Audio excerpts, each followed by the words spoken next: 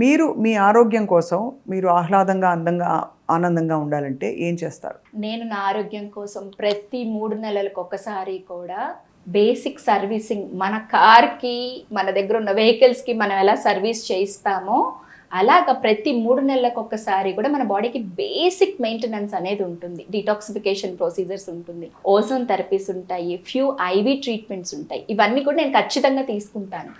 ప్రతిరోజు నా టేబుల్ మీద గమనిస్తే లెమన్ వాటర్ ఉంటుంది, దాంతో పాటుగా వైటమిన్ సి ట్యాబ్లెట్ ఉంటుంది. సో నేను ఇది వాడతాను, అది వాడతాను. ఎందుకనంటే నాకు తెలియదు నేను తీసుకునే లెమన్లో ఎంత న్యూట్రియంట్ వాల్యూ నాకు వస్తుందని. అలాగని సహజంగా దొరికే వాటిని నేను డినై చేయలేను, ట్యాబ్లెట్స్ తీసుకుంటున్నానని. సో సహజంగా ఉండే వాటిని మనం ఫాలో అవ్వాలి, న్యూట్రాసిటికల్స్ తీసుకోవాలి. అండ్ ఎర్లీ మార్నింగ్ ఖచ్చితంగా నిద్ర లేవాలి. ఇది ఎవరో ఫోర్స్ చేస్తే మనం చేసేది కాదు. మనకు అవేర్నెస్ వచ్చి నేను మారాలి, నా బాడీ బెటర్గా ఉండాలని ప్రతి ఒక్క మనిషి అనుకోవాలి. సో నేనైతే ఖచ్చితంగా ఎర్లీ మార్నింగ్ నిద్ర లెగుస్తాను, మెడిటేషన్ ఖచ్చితంగా చేసుకుంటాను, ఎక్సర్సైజ్ పార్ట్ ఉంటుంది. ఇవన్నీ కూడా నా రొటీన్లో ఉండేవన్నమాట.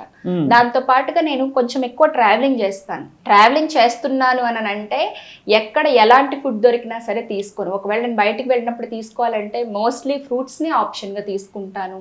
నైట్ 6 తర్వాత ఖచ్చితంగా ఫుడ్ ఏమి తినకుండా ఉండడం కోసం ప్రయత్నం చేస్తాను, కాన్వెంట్ సిచ్యువేషన్స్లో మాత్రమే. And daily 2 meals A day అనేదాన్ని ఎవరైనా సరే ఫాలో అవ్వగలిగితే మితంగా ఆహారం ఆరోగ్యాన్ని ఇస్తుంది అనేది ఖచ్చితంగా అందరూ తెలుసుకోవాల్సిన విషయం. ఆ మితంలో కూడా quality of vitamins and minerals ఉండేటట్లుగా హితం ఉండాలి, ఉండాలి. మితంలో హితం ఉండాలి ఖచ్చితంగా.